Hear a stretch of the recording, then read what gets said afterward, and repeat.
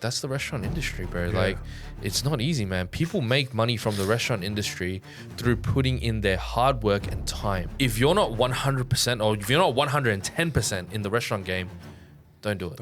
Who would have ever thought in a million years I'd be an author? Yeah, and this is the book here. Yeah, has this come out yet? This book's not out yet. This book is out in... Vincent Lim, better known as DimSimLim or the Wolf of Wall Street, has built a following of more than 6 million followers across TikTok, Instagram, and YouTube by sharing wok-fried culture, nostalgia, and recipes passed down through generations. Not only are his recipes innovative, but the traditional aspects of his recipes are what reaches the masses. He's on a mission to bring Chinese cuisine to the world and to make Asian cooking cool again. Vincent first opened his own restaurant at just 22 and has gone on to appear on shows like MasterChef. He's also now the author of his cookbook, The Wolf of Wall Street, and a massive brand partner for companies like Samsung. But at the core, he's a chef that loves telling stories through food, heritage, humor, and hustle. And it's reflected in every single one of his dishes. And so were you always a chef then? Did you always cook, or what was that like? Yeah, like I learned to cook from my... All right, guys, welcome back to another episode of Point 01. Today we have a very special guest on. We have Vincent Lim, a.k.a. DimSimLim, a.k.a. The Wolf of Wall Street, a.k.a. MasterChef Superstar, a.k.a. whatever, TikTok star, whatever. Awesome guy. And, I forgot to even clap. So let's clap this straight in and let's get into this episode. So, Vincent Lim, Vince, I'm going to call you DimSim to make life easier for everyone who knows you. What is your story? I know you have like a big presence online. Damn, I just got to say, that was an absolutely amazing intro. Thank you for that. My pleasure. Sorry. Tell me, what's the story, man? Like you have a lot of stuff going on. People see you on TikTok. People see you on socials. People see you. You got a book launch. Mm-hmm. You've got Yum Yum. You've got all these things. People see you at Easter show. People see you at Eka. You just came back from that as well. People see you everywhere, right? And you're doing all sorts of things. Restaurants, businesses. You're on TV. You've got all sorts of things happening. But who is Vincent? Who's DimSimLim? Like, what is the story? How'd you get to where you are today? How did I get to where I am today? This is a bit of a crazy story. Yeah. It all started during COVID. And I think for a lot of content creators or people that didn't know they were going to become content creators, they all started during COVID. At the time, my brother sent me a message. He was like, hey, there's this app, TikTok. It's getting very big. There's no one cooking on there. There's no one cooking Asian food anyways. And there really wasn't. At that time, there really wasn't anyone cooking Asian food. I hopped on, made my first ever video. It got 23 million views. That's insane. And I gained 150,000 followers overnight. That was the start of it because I was worried that my restaurant would be really quiet. Hopped on TikTok to try and promote it a little bit. I didn't think it would go anywhere near that. I would have been happy with 1,000 views, I'll be real. That kind of took off, and then basically people started coming. So that video actually brought people to the restaurant? I wasn't even in that video. Wow. It was only my carpet. You can see my carpet, and you can see my tables. People recognized my restaurant, and they wanted to come support. So that was the craziest thing, you know. That was when I realized, I was like, man, Australia's such a great country. People come to support you because, you know, they know that you're not doing well. You own a restaurant. They just know. They pieced everything together and they just came to support. When they had the lockdowns, you know, you only had a 5 kilometer radius that you could drive. Mm-hmm. I knew there was customers driving from Bondi all the way up to the Blue Mountains when I had my restaurant just to come support me. Yeah, wow. And, you know, those were the days where, man, I was very, very grateful, you know, like they assisted me and like just got me through tough times, you know. And yeah, that's essentially how it started. Just through that one single video.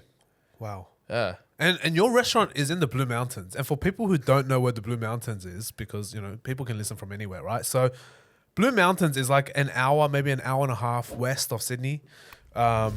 It's literally in the mountains, so it's a far place. Yeah, it's a far place. Yeah, it is a very far place, you know, and 5 kilometer radius is nothing. It's not very big. You know, when people's lands are like, you know, 1 acre, 2 acres, or 10 acres, right? That 5 kilometer radius is absolutely it's like nothing. 5 houses there. There's probably 5 houses, honestly. So, you know, to have people come and support me like that, man, I'm forever grateful. That's Yeah. insane. So before the whole social media thing, I mean, COVID was what, 5-6 years ago now. Yep. So it's been a pretty rapid growth journey for you. You know, most people don't see success in a short period of time. And 5 years for you to get to where you are today, your life will be completely different to when you open up a restaurant in the Blue Mountains versus now. And actually, you're not even from Sydney, are you? In the No, first I'm not. place? I'm you're from not. Sydney. Yeah. Yeah. So where are you from originally? So I lived in Malaysia for a long time. Yep. I was born in US, lived in Malaysia for like 8 years. I lived in Perth. So I'm literally everywhere that we've gone has been like a small town. Isolated. Yeah, man. I came from like I tell people this all the time. Like, if you come from Asia, you would know that I came from a very, very small town, which is what you guys call a village, right? Like, yeah, I literally came from a village to go to Perth. Perth is like at the time, Australian at village. The time, yeah, Australia. Like 20 years ago, it was a very, very small town. You know, like shops closed at 5 o'clock. There was nothing going on there. So to make it out to Sydney was already a huge accomplishment. You know, to be out in this big city, to be able to do something over here was, man. I remember the first time I walked into Taiki IGA in the city, Haymarket. I was like, wow, you guys have Asian IGAs? Yeah. Like, that blew my mind, you know, because that didn't exist where I came from. So, yeah, it's big crazy. changes. Big changes. Yeah. So when did you move from Perth over to Sydney? 2017, the year my dad passed away. Oh wow. Yeah. So did you move because your father passed away, or was it because like you were just like, I want to chase opportunities? What was that like for you? Okay, so oh man, that's a story in itself, you know? Like, what happened was 2017, early 2017 in February, when my dad passed away, I was working at airlines. I was working at a first class lounge, and I was going to university at the same time. Had no money. What were you studying? Broke as hell. I was studying GIS, so that's Google Maps, right? Like programming maps and stuff like that. Yeah. Wow. And yeah, no money. You know, I was cooking for something that I didn't enjoy. Yeah. And dad passed away. So I was like, it was tough, man. Like, so what happened was I decided that I was gonna drop out of uni. I was gonna quit my job, and I came over to Sydney. Fuck. You just went, fuck it, and you bounced. Yeah, and just took an opportunity Crazy. and took over that restaurant. Wow. So you literally, after that moment, you came and you bought the restaurant in Blue Mountains. That was it. Oh my god. And it wasn't very expensive, you know. Yeah. Like, there's a lot of restaurants. I think a lot of people don't know this. They think, oh, Vincent, like, you know, he definitely came from money, definitely came from daddy's money or mom's money or whatever, right? Right. But they don't realize there's a lot of restaurants. If you look on business sites, they're very, very cheap. Yes. You can go find business that are not doing well and you can flip it, right? If you just have the mind for it, you just have the skill, or maybe you just have the cuisine that will just work in that certain spot, you can do that. There's a lot of people that do that. Yeah, so I got very lucky. What happened was my grandfather's wife, so kind of like a Cinderella story, she was selling the restaurant. I came in at the right time. I bought the restaurant from her. Oh wow. Okay. Cool. And so, were you always a chef then? Did you always cook? What was that like for you? Yeah, like I learned to cook from my dad. Yeah. I cooked from a very young age. I cooked from 8 years old to 13. I think around 15 was when I started cooking professionally. 15, you were cooking professionally? Yeah, 15 Wow. I was cooking professionally. Like, I was literally serving customers. Wow. I'd say at 13 I was good enough, but not up to my dad's standards. So my dad never let me serve any customers at 13. Wow. So all the meals that I cooked when I was 13 were either feed somebody else, like friends and family, or I would eat it myself. So it was only at 15 where I was allowed to give my food to the customers. Yeah, wow. Yeah. That's crazy. So So, was your dad always a chef then, or business owner? No, he restaurant wasn't, owner? man. Like, you Oh, know, that's really? the thing. Like, that's the thing about Asians, right? Like, yeah. they all have like many different traits, Yeah. I guess. Yeah, my dad did business before. You know, he had a couple of different businesses, and he ended up buying a like Chinese takeaway shop. Yep. And that's why I learned to cook. Yeah, he worked as a chef a long time ago in America with his brothers when he was studying in uni. Oh, So wow. yeah, that's what happened. So he learned to cook there, and then he passed on and taught me. Wow. Yeah. That's crazy. So you worked in the takeaway shop with him, and then eventually you learned how to cook Oh properly. look, serve customers. I learned everything from washing bowls to sanitizing to like mopping floors to, you know, cooking rice and using the wok, all in that one little takeaway shop. Oh, that's crazy. Yeah. Yeah, because I think what's common between a lot of our guests is that they start working young. Yeah. You know, I think that's a culture that's kind of slowly being forgotten in this day and age. You know, nowadays they call it child abuse when you chuck your kid in the shop. But for back in our days, like we started working young. I helped my parents from 8 years old as well, if not even younger. In the shoe shop, right? In the shoe shop, that's right. So I was always helping my parents from retail side of things.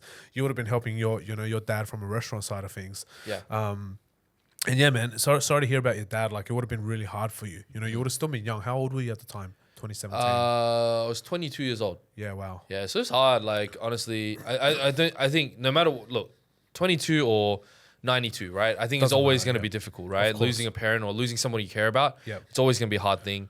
But you know, like he looks out for us. You know, like I feel that way, anyways. You know, looks out for us. We're able to accomplish different things now. Yeah. Because you know, we have that like blessing and care from him. Yeah, and I think he plays a big role in your life. I see you're always dedicating so much to your father, especially even in your new book as well. I saw you post a story about you reading it to your grandma, and what the first page is about your dad too. Yeah. So yeah, man, that's so good. I think a lot of people forget their roots as they grow up, they grow older, they forget their roots. But you're definitely proving that it's incredibly important to have those. And yeah, I can see you're very grateful for what your dad has taught you over time. Yeah, look, I think it's one of those things where you can't forget where you came from, right? Like, I think when you start having new goals, bigger and bigger dreams, that's fine. Like, I think everybody will have bigger and bigger dreams when they reach a certain point. But you always have to remember where you come from because you don't want to lose sight of who you are. You know, I don't want to turn around, wake up one day and be like, wow, I started chasing so many things. I forgot where home was, man. Like, I think it's very important to me. 100%. Yeah, I'm a very sentimental guy, so which is good. I think that's awesome. It's very rare nowadays for people to be sentimental like that because everyone's always chasing the big picture. Everyone's chasing the big dreams, the TikTok lifestyle, Instagram lifestyle. Everyone's always chasing that. So what was it like then growing up for you? Did you grow up in Perth or did you grow up in Malaysia? Where did you grow up like as a kid when you were young? Childhood was definitely Malaysia. Okay. Yeah, up until I was about 8 years old, it was definitely Malaysia. And then when I moved over here, I actually didn't speak a drip of English. Oh, really? Yeah, no yeah, English not even a When did you drop move of over? English. So after 8? Yeah, about 8 years old. 8 years old. So it was quite hard, man. Like English is my like third language. I learned. Oh shit. I learned Cantonese, Mandarin, and then English. Oh wow. So, and luckily enough, like I had some very good friends that would only speak English to me. My parents were good too. They would speak English to me as much as they could. Yeah. So yeah, I managed to learn English without an accent. So. That's good. I mean, I probably have an Australian accent, but yeah, I know you learned no Asian accent. yeah, no Asian, no fob accent, no fob accent. Yeah, exactly. What was it like then going to school in Malaysia versus going to school in Perth? Was it very different for you, the experience? Oh, 100%. Like, how was it? Did you get bullied? No, it was the biggest difference is actually getting hit every day. Oh. Yeah, I don't know. Did you ever experience that? What, getting hit? Yeah, by the teachers. Yeah. No, I never got hit by the teachers. Well, because I went to school here. You went to school in Asia. Yeah, so going to school in Asia, like you get hit every single day. No way. So imagine this, right? Like in Australia, 50% on a test is a pass. Yeah. Right? Correct. You score anything less than a 65 in Asia, you're getting hit for every question you get wrong. Oh, brutal. So, like, I wasn't the top of the class, but I wasn't even in the middle.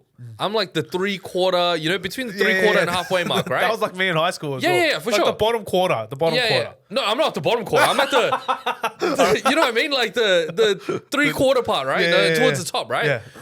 But I got hit every single day. Wow. The guys that were below me would get hit even harder every single day. What do they do? Just like a ruler? Just fucking cane No, you? man. They have a cane. Oh, they have a cane. So, okay. You see, this is the thing, man. You'll never forget this because my math teacher wouldn't use a cane. My math teacher would use a ruler. The 1 meter rulers? The wooden ones. Remember back in the day? Yeah. So she would hit me with that.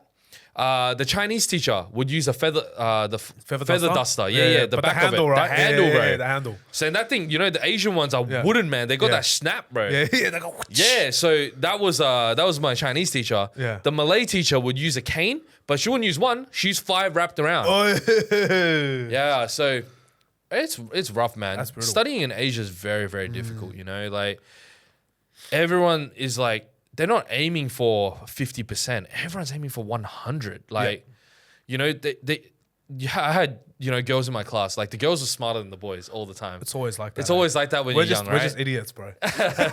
Yeah, actually. So they would score 99 and cry, while I have a 65. And my ass getting I'm whooped. getting whooped, yeah, 100%. And I'm crying every day. So yeah, Oh my god! I didn't know that you were, even in this day and age, you were getting whooped. Like our parents, I understood because I remember back in the Yeah. day, our parents, like if they're writing and their handwriting's ugly, bang, you get yeah. snapped. But that's what I'm telling you. I yeah. came from a village, bro. I didn't come from a big city like Kuala Lumpur or Sydney Yeah, or Melbourne or anything like that. I came from a small town, and that's just how it operated in that town. That's crazy. Yeah. I mean, imagine if you brought that here to like a Sydney school or a Perth school, bro, straight to jail, man. Oh, straight to jail. 100%, That's crazy. 100%. That's crazy. Beating all the Yeah. kids. That's so funny. Yeah. Wow. So what was it like in Perth then? When you had no English, what sort of challenges did you kind of go through? Look, I'm very grateful because when I was in Malaysia, my math was already, the curriculum was higher than here, right? Yeah. So I learned a lot more math than here. So I didn't have to catch up on that. I already knew what was going on. Yeah. So I only had to focus on English. Oh, how good. Yeah. So it was, I'm pretty lucky in that sense. So I only focused on English, learning how to write essays and, actually even learning like ABCs. That was Yeah. quite difficult, Of course, it's a new language. I mean, it's not as hard as to learn as Chinese, for example. Yeah. But still, it's a new language, Yeah. new environment, Yeah. new all of that. How was it then adapting to the schooling system here in Australia? Was it very different for you? Like, because obviously in Asia it's super competitive. Yeah. You get abused, obviously, but I feel like in Asia there's not as much bullying as there is here in Australia. So I know there's a lot of kids who come through, they get bullied because they look different, because they sound different, Yeah. because they can't speak English. Did any of that ever happen to you? You know what? Luckily enough, I didn't get bullied. Which is crazy. Yeah, like I think there's a minority of Asians that didn't get bullied. Wow. And I'm very lucky and fortunate to be one of them. That's awesome. Yeah, so, I had really good friends, man. Like in high school, I had really good friends. In primary school, I had really good friends. I think part of that was because in primary school, I went to a multicultural school. Yeah. High school was more Western, less Asians. Yep. But, by then I'd already learned English, so nobody was really bullying me. But yeah. That's cool. I'm lucky. Very lucky. Very Yeah, lucky. Very lucky. That's I mean, it's very important. I think at the end of the day, like those challenges that we face as a kid. Did you always want to be a chef then because of your father, or were you like set on doing other things? Nah, not at all. I never wanted to be a chef, to be honest with you. Oh, really? Yeah, I never wanted to be a chef. I think a lot of people know that, like from my videos and stuff like that. Sometimes I tell it in my stories. Yeah. What happened was I became a chef because I simply wanted to help my father out. I saw my dad struggling, man. Like as a person, as a kid, like seeing my dad work 12-hour days and earn very little money was very sad, like, and then when he was unwell, he still went to work. Yeah. And that's when I realized, like, these days when my friends ask me, Vincent, aren't you tired? I always tell them no, or I tell them I'm tired, but they'll still see me keep going, right? The reason is because I saw my dad work when he was sick for very little. I'm working hard, but I'm making a lot more than what he was making. Yeah. So I can never complain that I'm tired. That's true. Yeah. That's true. It's crazy the work ethic our parents had when they 100%, brought us, bro. like whether they brought you over or they came to give us a better life, for example. 100%. It's just different. The immigrant mentality is just so incredible, and I think it imparts on us as kids.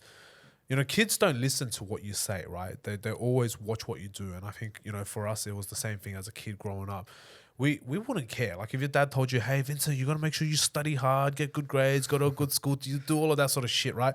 You'd be like, "Yeah, dad, whatever, don't give a shit." But when you watch your dad day in day out work, they take you to the shop with them. They go, "Hey, can you help me with this and that?" Like, I mean, there's something about it. You just watch that and you go, "Fuck, I gotta work hard." Yeah. Like my parents, man, they grind 12 hours and they treat it like an 8 hour, like not even like a 4 hour shift. 100%. It's Like, a normal day for them. I think, that's the thing. Like with Asian parents, Yeah. They never really tell you, I love you. Yeah. Or anything like that, right? Or of that sort. But they always show it in the actions. Yeah. They tell you to study hard, but they don't tell you to work hard. But they'll show you how hard they're working, so then you'll study hard. Yeah. You know what I mean? They always show it in a different way. Yeah. And I like that, man. Like, I was able to see all that. I was able to learn all that stuff at a very young age. I understood what $1 meant. Yeah. And I knew I had to make that dollar. Yeah. No matter what, I was gonna do it. That's hard, hey. Yeah. It's not easy. Like Because you have watching to look parents. after them, you know what I mean? 100%. Yeah, 100%. you can't see them struggle like that. It's so incredibly hard, especially for a restaurant. I can't imagine what that's like. Did he have to have like early mornings, late nights? What was it like? What was his routine like for you to watch? Oh man, I tell you, the hardest thing that I ever watched that my dad said to me in the restaurant Yeah. was, this restaurant's a glass prison. You can see out the window, no matter how nice of a weather it is outside, I can't go outside because I've got customers to deal with. Yeah. And to think about that there's periods of time in that restaurant where it was quiet, but you still had to open. Start to be inside. You still had to be inside there. And he was like, yeah, that's a glass prison. Yeah. And I didn't really understand that until later on in my life when I had my restaurant. I had a beautiful, like one side of my restaurant was full glass. Oh, bro, I've been there. It's Oh, beautiful. yeah. That you know, you can see the sunset there, sunrise there is beautiful. Yeah. Right? Because it's a curve. You've been there, right? Yeah, it's a curve. It curves around. Yeah, There's a yeah. nice garden out the front as well now. So yeah, Yeah. it's nice. And that hit me, man.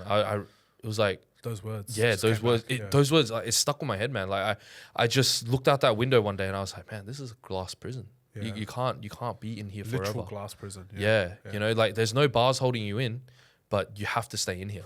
Yeah, I think some people don't get that. You know, like Yeah. a lot of people dream about having a business. You know what it is? Like a lot of our friends who are 9-to-5ers, corporate Yeah. workers, you know, typical, you know, pagey workers. But I don't think they realize everyone has the fantasy that doing business is all sunshine and rainbows. You do a business and you're automatically a multimillionaire the next day. You drive Lambos, you have a nice mansion, all of that. But I don't think people realize the commitment and dedication that it goes into a business, right? No. Like everyone's saying you work a 9-to-5, but for business owners, you quit the 9-to-5 so that you can work pretty much 24/7. And that's the hard part, bro. Like in your restaurant as well, I can't imagine, you know, like in the Blue Mountains, if it's quiet, I'm guessing it's fucking real quiet. It's very quiet. But when it's busy, yeah, sure, it'll be fun. It moves fast, the day Yeah. goes by, nights go quick. But I reckon when it's quiet, you would have been like, holy shit, bro. Like you're just literally counting the cracks in the wall or something like that.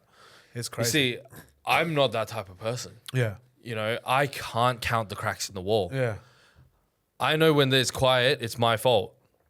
So when it was quiet, I tell you, I would be doing something about it. Which right? is cool. Yeah. So I would personally make coupons on Canva and I would drop it off at every house, Wow. right, around my area because I knew those were my customers. Yep. Blue Mountain's not that big. I just go around and just drop it. Literally, in one day you could Yeah. do the whole thing. Oh, no, not really. Oh, is it that big? No. You'd be surprised, right? Like, that's what I thought too. Until I started doing it and I no. realized you can barely cover 3 streets a day. Really? Yeah, Wow. man. So every morning I would wake up. I mean, there's a would lot of drop it. hills as well, yeah? Up Yeah, and it's downs, hard, man. right? Like it's Yeah, much yeah, harder yeah. than you think because it's Yeah. up and down, right? Yeah. So you would drop it, and then the houses are big. So it's not like dropping in the city. You a know, long I can walk. go to an apartment and drop, and that's like 35 houses, right? Yeah. But in the Blue Mountains, it's like you drop one, walk 5 minutes, and drop another. You must have been skinny back then, bro. Yeah, 100%, man. I wasn't this fat, but I would drop it like that, and I would do 3 streets a day. Yeah. And then at nighttime, I would, because it's dark, right? I'd do 1 street, and I would do that every day for like 2 weeks until it picks back up again, and then that's when I discovered you can do Facebook ads. Yeah. Started doing a bit of Facebook ads, you know, $50, $100, Yeah. you know, something like that, and it started picking up. That's What do you think? What strategy worked for you? Did you see those coupons come back into the restaurant? 100%. Or do you think the ads did better? No, you know what? The coupons did a lot. Really? Because of the demographics that I have, right? right. Like Blue Mountains, a lot of people are old, they're retired, they're not using the internet. That's true. Right? So I figured that I couldn't listen to Gary Vee and, you know, hop on the internet and run Facebook ads, right? It don't work like that, right? When it depends on your demographic. Correct. So in my area, it was door to door, right? I had to do door to door, and I didn't have money to pay somebody to do it. That's right? true. Who would I have paid to do it? You know, like how You do I don't even know? like what agency, Yeah, what guy, what Oh, contractor? 100%. I also didn't know that if whether or not they would put it in the mailbox or throw it in the bin down the street. Yeah. So I did it myself. And I would guarantee know that if it didn't work, it's because the method didn't work. So yeah, for me, the door to door was the best. That's good because, you know, I've worked with a lot of like restaurant clients before and they kind of scoff at the idea of, hey, we should drop coupons in the local area. And they're always like, oh, I want to do ads. I want to run this. I want to run that. I need influencer campaign. But I think sometimes people forget that marketing is it's multi-spectrum. There's so many things you can do: physical, offline, online, in person, B2B, B2C. There's so many different methods, right? And I think a lot of people scoff at the ideas of the more traditional methods, like going door to door, dropping off a coupon. But to be honest, in this day and age, who doesn't want to receive like a $20 off voucher or a 20% off 100%. in this economy, especially? So for the business owners out there as well, I think this is food for thought. Like if you're listening to what Vincent's done with his restaurant, and I'm sure he applies these same theories over to his other businesses now. Like there are so many ways, as they say, there's so many ways to skin a cat, right? So it's like, don't just let go of all of these other methods that might not seem as sexy as the ones that are more quote unquote modern. So, I mean, if it worked for you, it would have done so good, because during that COVID period, bro, people were struggling. Like all restaurants, like fucking died hard. So, I can tell you, like during that COVID period, right? Me dropping the those coupons, that was actually the best period. Wow. You think about it, right? I could only scroll on social media for that much time, right? You start reading weird stuff. Yeah, you get into the dark side of socials. 100%. Yeah. No, I'm talking about socials. I'm talking like you go to the bathroom and then you're like, I've been scrolling social media the whole day. I'm going to read the bottle of the back of the air freshener. Yeah. Right? So they would pick up their mail. They would read it more often than, well, that was my theory anyways. They would read the mail more often than than before. It's true. Right? They would go through the random ads. It's like, oh, what's going on here? What's going on here? So that's why my coupons worked really well as well. It's social media would have worked at that time when I did the TikToks, but obviously I didn't have the experience to do it. But at that time, like the coupons worked very well. That's awesome. Yeah. What sort of deal did you give out on the coupon? Look, the deals weren't anything special. It was just a reminder. Oh. Like it was just a reminder. Like basically, I remember very clearly. I had 2 honey chickens. Oh no, sorry, 2 fried rice, honey chicken, or you could get honey chicken, spring rolls, fried rice. Like just very simple things like that. Yeah. And I would drop them a copy of my menu. With my phone number on there. Nice. That was the most important part, because then they would see the menu and see what else there is to order. Yeah. And a lot of times, I'd say 80% of the times, they wouldn't just buy the coupon, they would add on top. And that made it worth it. Of course. Yeah, wow. That's crazy. Yeah. And now, obviously, you have so many different restaurants as well. We'll talk about a few of those, that you can talk about in a second. But yeah, now fast forward a little bit. Obviously, you've gone onto social media. and you've gone into social media. How was your first video? Because a lot of people are scared, right? Everyone, and I'm sure you get this in your DMs all the time. Sure. I want to make videos, but how do I do it? How do I get started? I'm scared, this and that. What was your first video like? We touched on it earlier, right? And you got 20 million views on that. So, yeah. What was it? What went through your head when you went and did that first video? Were you ever in a position where you were like, oh, I don't want to be on camera. I don't think I'm good looking enough. I don't think I'm that type of personality. Did you ever have these thoughts going through your head? Look, there's so many problems that I have that those problems were the last of my problems to worry about. Nice. With a restaurant, it's expensive, right? You've got rent to pay, you've got water to pay, electricity to pay, you've got staff, and you've got food costs that are dying in your freezer or fridge, right? Yeah. Like literally dying, right? So the last thing you would ever worry about is, do I look good today to film? You film the freaking video and you pray that it gets views so customers will show up. Yeah. Right? You're not worried if your hair's a mess, or you're not worried if your shirt is... Bro, even if my shirt was on backwards, I'd still film that video, I tell you that. Yeah. 100%. So I think my problems at the time were greater than these... Smaller issues, Yeah. And I just did it. I just don't worry about it. Cancel out the noise and just do it. Yeah, that's awesome. Because I think like a lot of people, they just get so worried they don't do it. And I feel like it's a privilege to sit here and be like, hey, I don't want to film the video today. I don't feel like I'm ready. I'm not confident on camera. Yeah. That's a privilege, man. You're not hurting hard enough. That's all. No, but okay. The one I get the most is I get a lot of friends that say, I really want to do social media, but I don't want to get too famous. I'm like, bro, you know how hard it is to get famous? Yeah.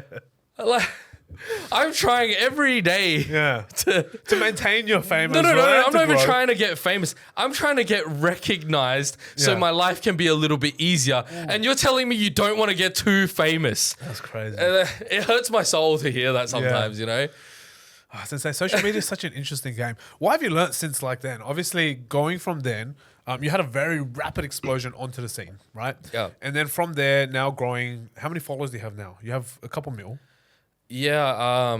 Do you know the numbers? I think all up with all the platforms, probably about 6 million. 6 million. Yeah, I think So 6 million followers across all platforms, which is a huge amount of numbers. What's the biggest difference you've seen from like when you first started, that first video that went out to help for the restaurant versus now you're creating for a completely different reason? What's the biggest difference you've kind of seen? Biggest difference in what? Just in terms of like your life, in terms of social media experience as well. Obviously, you're very knowledgeable now on socials. It's a completely different game for you now compared to when you first started. But what sort of transformations and changes has that sort of level of exposure really brought into your life? 6 million followers versus 0. Oh, look, like it's the 6 million followers. To me, it's not fame because there are people with 100 million. That's right. I think those guys are famous, right? People with 20 million are famous. I think 6 million, you're a known guy, right? Like people see you, they recognize you, right? And I think it unlocks a lot of opportunities, right? Like I can go to certain places or I can go to a meeting, right? Hopefully somebody recognizes me. And it just gets that deal through so much easier, right? They're like, oh, I've seen this guy's content, or I've seen this guy before, right? It's more safer for them, you know? And a lot of times it's much easier to be able to do something when people recognize you. That's true. You know the quote that they say, like, it's not what you know, it's who you know? Correct. I think it's not who you know, it's who knows you. Yeah. Powerful. Yeah, I think that's very, very important nowadays, especially in this social media era. You know, people watch videos as if it's their gospel, and I think it's a crazy period in our life where social media has so much influence on people, and that influence really has a lot of power. Do you remember your first brand deal that you ever did? Oh yeah, 100%. Well, when was it? How many followers? What sort of video did it come after? Do you remember all of that? 6 months in. Yeah. It was my first ever brand deal. Was it for TikTok or for Insta? It was for TikTok, YouTube, and Insta. Okay. Did your YouTube and Insta kind of follow your TikTok up? Because you blew up on TikTok first, right? Yeah. No, my Insta didn't. Actually, my Insta didn't even blow up. It kind of like just floated around. I was like 50K for like the longest time. Oh, really? Oh, okay. Look, I know it sounds crazy, but 50K in the of course. Social media world is like it's absolutely nothing. You know what I mean? Correct, like it's quite a small number. Yeah. But it stayed at 50K for like the longest time. So my my TikTok and my YouTube was the ones that took off. Oh, really? And then Instagram took a much longer period. Oh, much longer. Yeah. But now on Insta, you're at 1 million as well on Insta, right? Yeah. Yeah. Close enough. You are pretty sure. Yeah. So what was your first brand deal? My first brand deal was KFC. It was the first video I ever did. Oh, really? KFC? Yeah. Oh, shit. Well, that's just what we ate for dinner tonight, right? Yeah. Wow, it's still going. Sponsorship's still going. Lifelong KFC. Yeah. So KFC was my first ever brand deal because I always say this, like even with all the stuff I use in my restaurant, support the brands that you love, not the brands that pay you. Yeah. So powerful stuff. Yeah. So what did they approach you about? What did they want you to do? Did they want you to promote a new burger, new range, new fried chicken? What was it? Do you remember? Yeah. The first ever video was Zinger. Sorry, it was we used the Zinger patty and I made mee goreng. I made a mee goreng Zinger. Cool.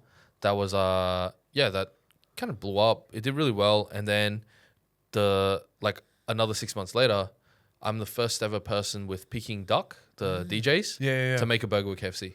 Oh shit! Yeah. Wow. So first ever person in the world to, with Peking Duck, like us together, make that burger. Not the actual Peking Duck, but like the DJs.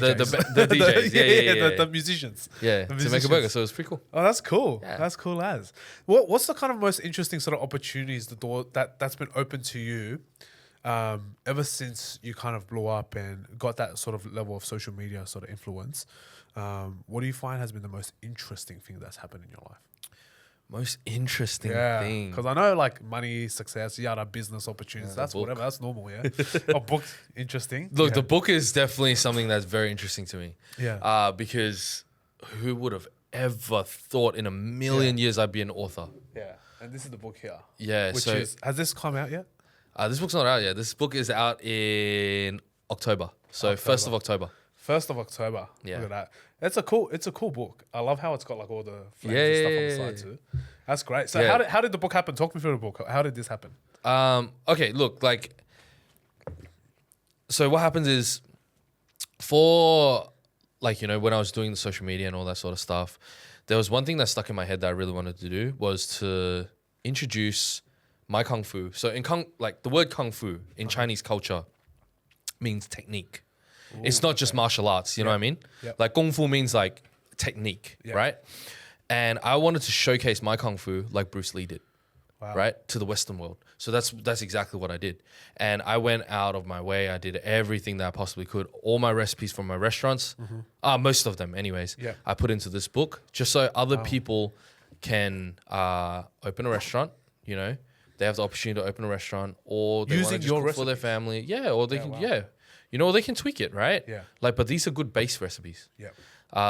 And then they can, you know, feed their family, or maybe a recipe that you don't know anymore because your parents are no longer here, and you can learn it from this. I feel like that's such a lost skill. You know, I think this generation, bro, I haven't learned shit from my parents in terms of cooking. So I know that a lot of the traditional dishes that my parents make. Yeah, buy my book.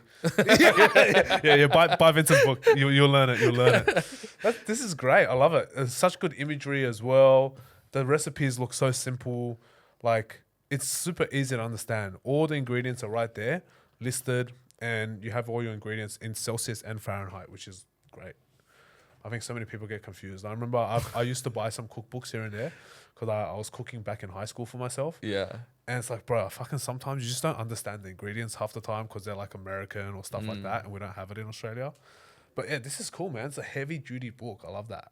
Yeah, so I mean, it's also, I think releasing a book is like the coupon, right? It's going backwards, you know? While everybody has put up blogs and put up websites and using these paid apps and stuff like that, I think there is a portion of people that would love to hold on to something and have that in their home to just flick through it, you know, and switch off and be in the kitchen and just cook. Yeah. And I think that's great for that. Yeah, no, I agree. I mean, it's why it's called a cookbook, not a cook PDF, right? So, Cook PDF. yeah, I mean, it's good. Like, it's physical. It's good. I think people will have it on their tables, and they'll love it. This is awesome stuff. How did this deal happen? Did someone just DM you, or did you actually reach out to do it? No, people reach out to me to do it. Yeah, like I said, man, I don't think I would have ever been an author otherwise. Yeah, like, you know, I would have never even thought about writing a book. Yeah. That's one of those things where, you know, you do enough stuff and then these random odd opportunities will come to you. And yeah, this is one of them. Wow. What was the process like? Talk people through the process of what it's like for you to create a book. Did you have to write everything yourself? Did they have people to help you? Like, did they source all did you do the photography yourself? How was that process of putting this together? This is pretty thick. How many pages is this? That's a lot of pages. 200 something. Oh yeah, 200 something. 204, I think it is. 208. More. Wow. More. You've undersold yourself. A lot more. A lot, really? Yeah. Oh. I'm going through it now. Let's see. Last page about the author is 235. It's not that much more. 20 pages. Okay, 20 but yeah. There's 80 recipes in there. Yeah, that's a lot. Okay, so yeah, it's I figured it was somewhere around 200. Yeah. But the process is it's actually very hard to write a book. It's Really? it's not easy at all. Yeah. Yeah, I'm very fortunate that my business partner Catherine, Yeah. she assisted in writing this book. Okay, that's good. So, you know, with the measurements and stuff like that, Yeah. she was able to convert everything. She was Wow. able to take down everything. Because with Asian cooking, man, like I don't have Bro, exact I swear Asian measurements. cooking's about eyeballing the shit out of it. I ask my mum how much you need to put in there. She'll never tell me. Yeah. It's not that I don't want to tell you. It's that it's very hard for me to, you know, it's not like Western food where you just shave 200 grams of cheese on top of it, right? Asian food is like, hey, depending on the temperature, right? I need to add less or more water. Yep. And when I'm thickening, you know, depending on how hot the dish is or how much water is reduced from your fire, I've got to add more or less. So to come up with something that says, hey, in exactly 6 minutes, you've got to add this on hard. medium heat is very hard. Yeah. So there's a section in the book that actually tells you that this book, these steps, everyone is going to cook these dishes differently or slightly differently. It's a book with all the recipes, but the recipes aren't everything. You need to work on your skill. And I have sections in the book that teach you how to work on your skill. and what ingredients, what essentials you need to have to be able to get to that level to cook these dishes. You know, Dad used to always tell me, and when I told you I couldn't cook till I was 15, was because fried rice is the easiest dish to cook, but the hardest dish to master. Everyone that tells me they can cook a fried rice, they can't really cook a fried rice. Because if you give me salt and pepper and egg, and I cook a fried rice, versus if you cook a salt and pepper egg fried rice, it's very, very different. Yeah, so, you know, that's every recipe in my book is like that. Wow. But we've simplified it in a way, I won't use the word simplify. I didn't simplify. But I wrote it in steps. Yeah. I wrote it in very, very clear steps. Yeah. So you're able to follow it word for word to be able to get it right. Yeah, and I think with Asian cooking, a lot of it is intuition, right? Like you cook enough and you kind of see and you know. It's Intuition. I feel like it's intuitive. For you, for example, like you're not gonna go and get something like that. Yeah, you're not gonna. It's not like baking where you go and get like all your measuring glasses, all your measuring cups, right? You just go, hey, cool. I need to have half a wok full of this, half a ladle full of this, half a ladle, and then you just know how to do it. I think intuition comes from experience. Of course, 100%. You know, 100%. you see something, you do something for long enough, it comes naturally. And that's why the Asian chefs barely have recipe books. It's like our parents barely have. Hey, how do I cook the fried rice? They're like, fuck if I know. Just how you do it in the kitchen. Also, I think with Asians, it's like, so what I mentioned before about like, you know, showcasing my kung fu to the Western world. I think with a lot of Asian chefs, they don't like to share. Yeah. I see. So the thing is, like, I've trained many chefs. I've had more than 100 chefs work for me. Wow.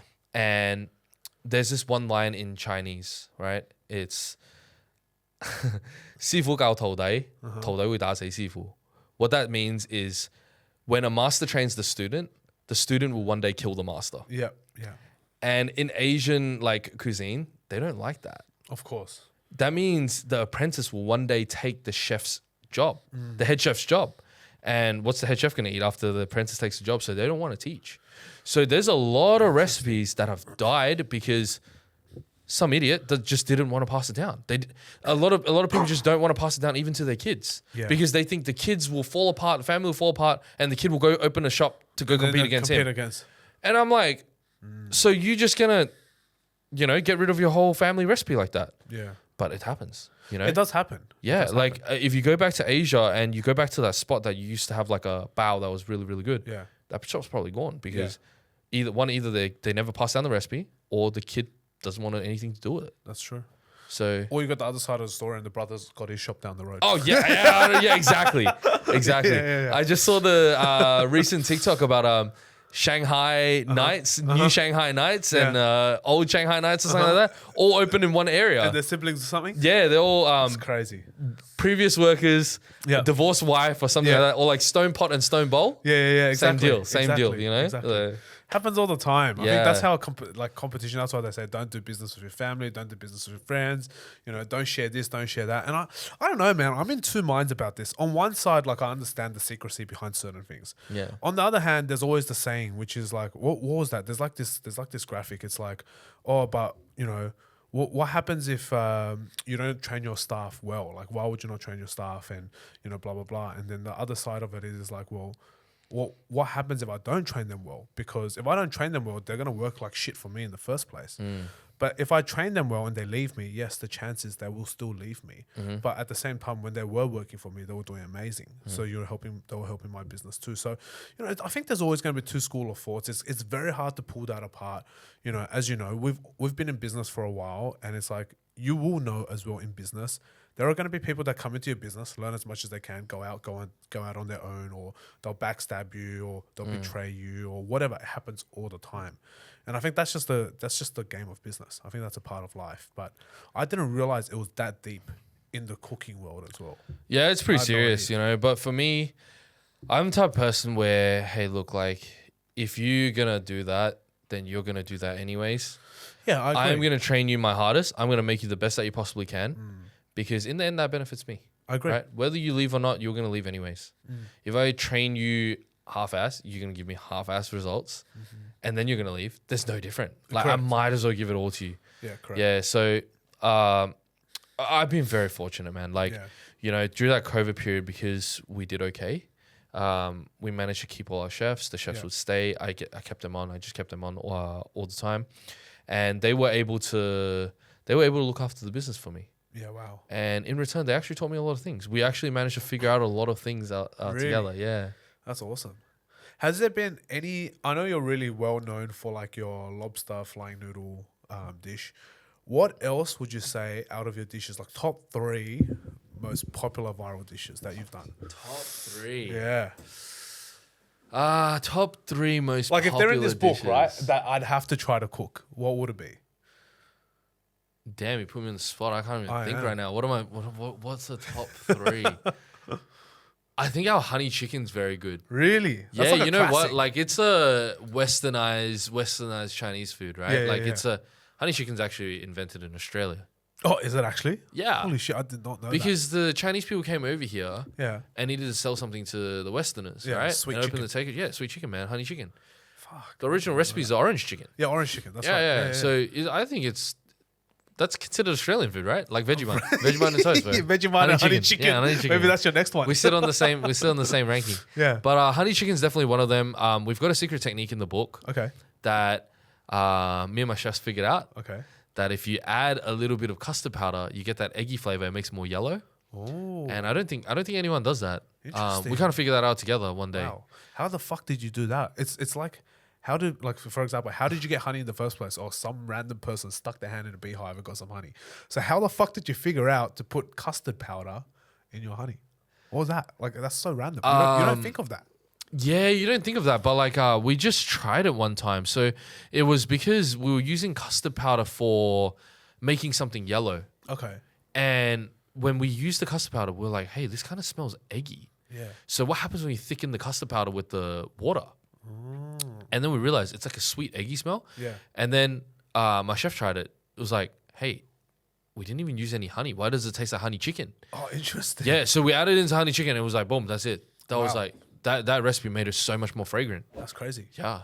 That's so. It's how interesting is that? Is that sometimes the best recipes or like the most like famous stuff that we do, it just comes from accident. Yeah, Like, it comes it's from just accident. literally so Yeah, random. yeah, What else would you say is a good one for people to cook as well? In the book, Yeah. we've got a rainbow beef. Rainbow beef. Our rainbow beef recipe is another one of those where it's like very special. We've done it like, I don't know, over the lifetime, probably 10,000 dishes of this, right? So we've kind of perfected it. Yeah, yeah. And Do you use that beef velvet for that or anything like that? yeah, okay. So this, I actually have no idea, right? So explain to me like I'm a dumbass, which I Okay. probably am in this case. But talk to me like what is beef velvet? What is yum yum? How does that even work? And like in combination with the book, right? Because I love food. yeah. I love cooking when I have time, but I'm not the best chef. Okay. I think I can cook some stuff, but not a lot of stuff. Okay. So my recipe book in my brain is probably like 5 dishes, right? And it's fucking horrible. Yeah. Because I have to figure it out and I make things up and I like making things up and doing my own random Right. shit. But being a pro, why did you like create something like Yum Yum? You got the meat velvet and stuff like that. Okay. I've seen the videos, but what does it look like? Because when people are hearing us, it'll be slightly different too. These two products are actually very, very interesting. Okay. Yeah, talk to me. We've got a meat velvet here.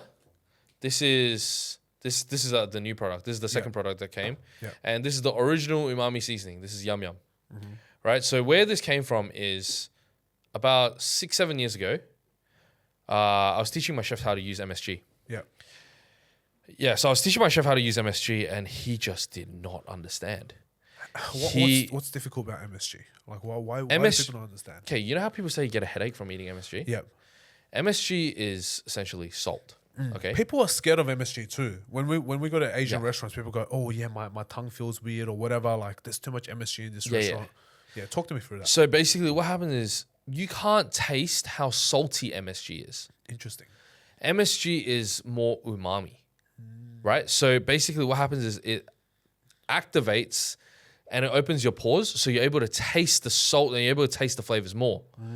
So when you have too much MSG, you're having too much sodium, right? You have too much sodium intake.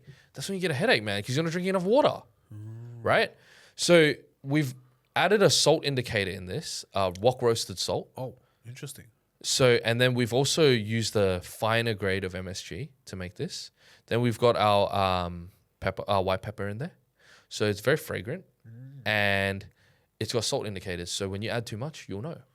Interesting. How does that work? That traditional MSG didn't have. Oh. Yeah.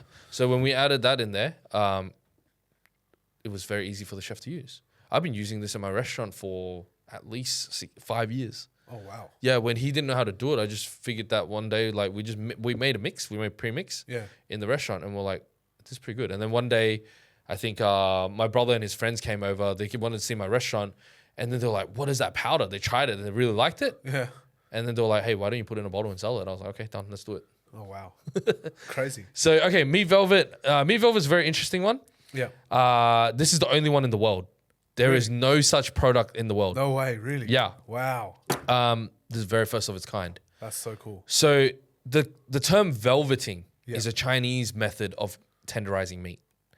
What happens is in Chinese cooking, you got to add baking soda, you add oil, you add sesame oil like flavorings, you add like chicken powder, you add salt, pepper, you add cornstarch, and you add a lot of water to mix all of it in. So you get very, very tender beef, tender chicken. Yeah. So when you go to a restaurant, you know, when you get like really, really It's like tender. nice and soft. Nice and soft, It breaks yeah. down with a spoon. You can like Yeah, crush yeah, it in your 100%. mouth. And they're easier. using, you know, Chinese restaurants aren't using quality cuts. That's how they're course. able to cut the cost, right? So they do this technique. That technique is called velveting. Right. What does it do? It breaks down the proteins in the meat. It breaks down the proteins in the meat, right? The enzymes break, the baking soda breaks down the protein in the meat. You add water to it, it adds a little bit more weight. Wow. So they can get a little bit more grams out of the dishes that they serve. Wow, smart. Right? Okay, it's very, very smart, right? But over the years, I think people started adding random stuff to this technique. Yeah. They started adding egg whites. I've seen people use kiwi. Huh? And I'm like, Like kiwi fruit, yeah, kiwi. so kiwi's got like enzymes or something like that. Use Yeah, yeah. papaya, right? Yeah. And it'll break down the meats, and then they wash it off, and then they cook with it. And I'm like, so you're wasting a kiwi to And cook the a kiwi's steak. fucking expensive. Exactly. What? It doesn't make sense, right? So basically what happened was we're like, hey, this whole technique of velveting, Yeah. if we can put all those ingredients together and put it into a can, and you can just and add a little bit of water, Yeah. you've got a really great product. And we went into testing. We tested this for a long time. We tested this while we were already selling this. Yeah, wow. I think it was more than a year that we were testing this thing to get it right. And we somehow figured out a way. Yeah. It's better than traditional velveting technique. How good's that? Yeah. Why do you think that's the case? Does it make the meat more soft? Like, what is it? What happens? It makes it way more softer than if you were to add baking soda. So, and it flavors it like that nice flavor. It's already got, and because we already have the umami seasoning, there's no MSG in this one. Oh, smart. Yeah. So then So you don't double stack. we don't double stack, and people buy this one and they buy this one together, Wow. and they use it like, and then you know there's a bunch of people that don't like using MSG. Yeah. They can buy this. They don't have to buy the red one. Yeah, that's true. So it's great. How user friendly is it for someone like myself? Oh, ridiculously user friendly. You put, I think, a tablespoon Yeah. and 2 tablespoons of water, Yeah. or a tablespoon of this, It's like 1 to tablespoon 2, of water. right? 1 to 2. Something like that. Something like that. You Yeah, just throw a yeah. little bit in there, mix it all in. Even if you don't get the ratios right, your meat's still going to be tender. Oh, really? Yeah. Oh, cool. Yeah. That's awesome. I love the packaging. It's so Asian. I love that. So many of us in the Western world, us Asians, shy away from our roots, I reckon. Really? Yeah, man. Think about it. How many Asian-owned businesses, Yeah. right? Maybe before the social media era of the last 3-4 years, right? How many Asian-owned businesses look Asian to you? They all want white models. They all want like Caucasian That's true. people in their businesses. They don't go for red and gold. They go, oh, that's too tacky. That's too Asian. And then over here, it's like me and you. I have fucking my agency. Going all Literally out. the same. Going My all agency's out. like red and gold. You want red and gold everywhere. Yeah. So This we're going one's back a- to our roots, bro. This one is a tea canister. Oh, I love that. Yeah. That's a big one, that one. I better not open this. I'm going to get You're powder. going to get powder everywhere. everywhere. We're going to umami the table. No, that's awesome. So what's this one? This one's a big one. Yeah, this one's a 1 kilo umami Is this more like seasoning. for chefs and stuff, or do you reckon like a home cook would kind of smash through this 1 liter? It depends on how you cook, man. Like, if Really? you cook a lot, like, Yeah. I mean, Big family. throughout my lifetime, I think I've smashed through like 20 of these cans probably. But Yeah, wow. yeah, like this one will last you a long time. A lot of restaurants use this. Yeah, you know, the craziest thing that I'm the most proud of with Yeah. Yum Yum, right? Yeah. Is that we actually sell a lot to Western restaurants. Really? Oh wow. Bro, I have people using the big can Yeah. to make pasta sauce. To make pasta sauce. That makes me so happy, bro. What? We have this 80 I think she's around like 80 years old. Yeah. Actually, I better not say 80 years old. We have this She's we have 60. this yeah, we have this at 50. We have this Italian grandma Yeah. that purchases Yum Yum, right? Oh, the big wow. canister. Yeah. And they have a farm. Yeah. So what they do is the tomatoes, they would pluck all their tomatoes and they have all their families around. They would peel it or whatever, and then they'd make their tomato sauce. And they put yum yum in it. They put Yum Yum in it. Holy So shit. we managed to change the lives of Italian families to put Yum Yum in their Wow. home recipe pasta sauce. Wow. That's crazy. Yeah, I'm very happy about that. When they sent me the story and they told me what they were doing with it, Yeah. I was just so happy, man. But this is some Silk Road shit. Like back when the Chinese noodles went to Italy, it became pasta. Now you've got yum chum going to the pasta sauce. Some Silk Road. Yeah, Modern day it's Silk cool, Road. man. Like, you know, doing stuff like that, that's exactly what I wanted to do. Yeah. You know, I wanted to teach the Westerners how, like, our Chinese techniques. Yeah. Because, man, for like generations, all right, they've taught us their techniques, you Yeah. know? We've seen how they do their cooking, and a lot of, like, you know, the high-end restaurants, a lot of Asians work in the Western restaurants, right? That's true. That's I true. think, why hasn't it been the other way around? That's true. Why are there no, you know, why are there no like Westerners, sorry, I wouldn't say no. Why are there less Westerners in Chinese restaurants tossing wok? Why are there less Westerners, you know, making a dumpling, you know, making a dim sum, making a siu mai or ha gao, right? So I'd like to see that more. That's why, you know, I do things like this. Hopefully the next generation gets a little bit inspired and they want to do Asian stuff, Asian stuff. cooking. Yeah, Asian cooking. Well, Yeah. Bro, I think that's so important, man. I think there's not enough of it being done. Obviously, being in Australia, we're quite multicultural, but still being Chinese is still very, Yeah. very minority, right? I think there's less than 5% of like the entire country is Chinese, something like that. Is it? It's a very low stat. It's Really? Actually, yeah, it's actually a very low stat. Like, Man, yes, you go out to the city, I thought it'd be Bruh, 95% or Chinese. or Lebo nowadays. Everyone's Lebo. But yeah, no, that's awesome, man. I love what you're doing with all of the food and side of things. But what about restaurants? How many restaurants do you currently have? Because I know you sold the Blue Mountains one, right? That one's gone. Or is it Yeah, I still- don't do that one anymore. I only do Yeah. the social media for the Blue Mountains one. Oh, okay. So you still do social media. Yeah, I'm still part of it. Like, that's cool. I don't want to like completely leave it behind. So Yeah. I still do social media, help Fair them out a little bit. But we have one restaurant in America, which is 200 seater Yeah. restaurant in Arkansas and Bentonville.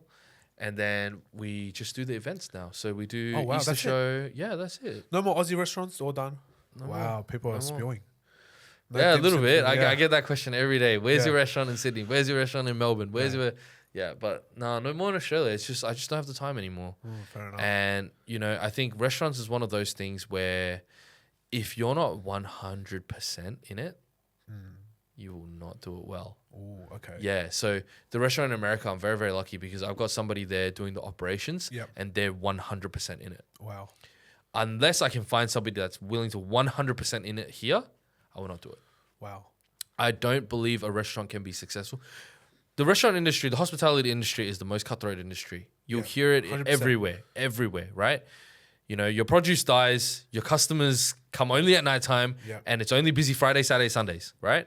So, you know, I think if you're not 100% or if you're not 110% in the restaurant game, don't do it. Don't do it. Yeah, you know, I hear a lot of people tell me, a lot of my friends actually, they'll say, oh, when I retire from my corporate job, when I quit my 9 to 5, I'm gonna open a restaurant. I'm going to open a cafe. I'm going to open a restaurant. That's my dream. I'm like, do you know how big of a headache it is to open a cafe as a side business? That's never going to work. Like, you know, and of course, hey, look, who knows? Maybe it's a unicorn. Maybe it works, right? But 99% of the chances, 99% of the times, it's not going to work. That's it, bro. You're Yeah. very adamant on that stat being like it's horrible. Yeah, bro, Ru- it's- Run me through then. Okay, let's talk about it because I don't think people understand business, right? Yeah.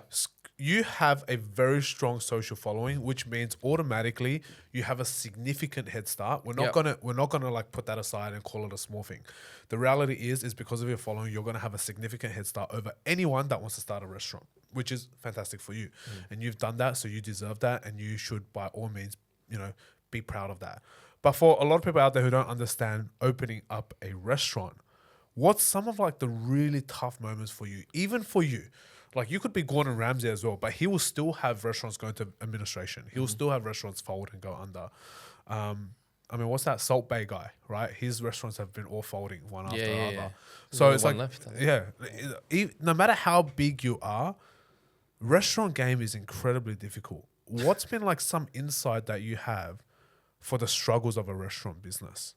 The struggles of a Yeah, restaurant. the struggles. Like, what has been some of those like nightmare moments for you where you just sit there, hands in head, going, "Why the fuck did I start this? I should have just done more collabs." There are so many, man. Yeah, There are so many hardships in restaurants that you wouldn't even believe. You know, it's like little things like, you know, because Chinese food, it's so specialized, right?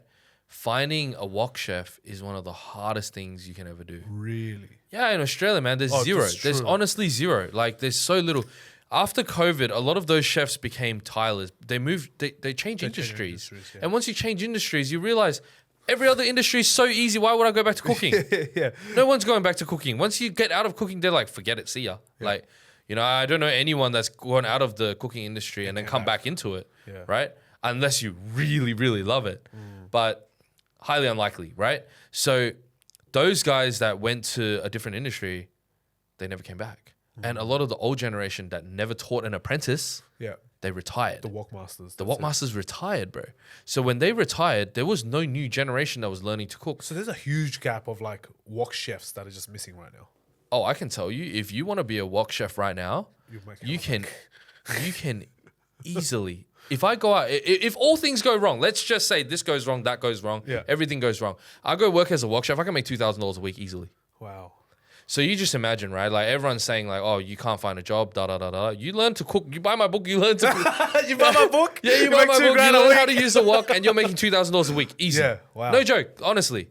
Yeah. That's crazy. All these restaurants, a minimum, they will pay you $1,500 to be a wok chef. Wow. Yeah. That's crazy. Yeah. Just for wok chef. That's Because insane. there are so little people with this skill. Yeah. And so many, like Chinese restaurants are busy, man. Like, it Yeah, is, bro. They crank. Yeah, they crank, honestly. Like you go to any Chinese restaurant, they're busy, right?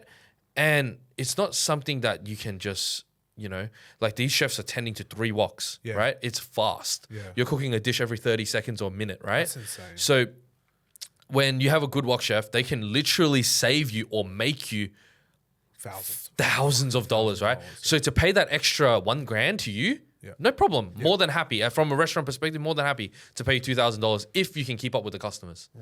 Yeah, so that's why it's so high paid, because it's such a skilled job. What do you think the difference is between like a wok chef and a normal chef? A wok chef and a normal chef? Yeah, like what's the difference for those who aren't aware? Well, I'm not aware myself. but Yeah. Look, like, I mean, in a Western restaurant, Yeah. it's a lot different because they go to culinary school and they learn how to. They have qualifications, right? Like all these guys that work in big restaurants and whatnot, they always look at the qualifications, whether this guy trained from Le Cordon Bleu or whatever, right?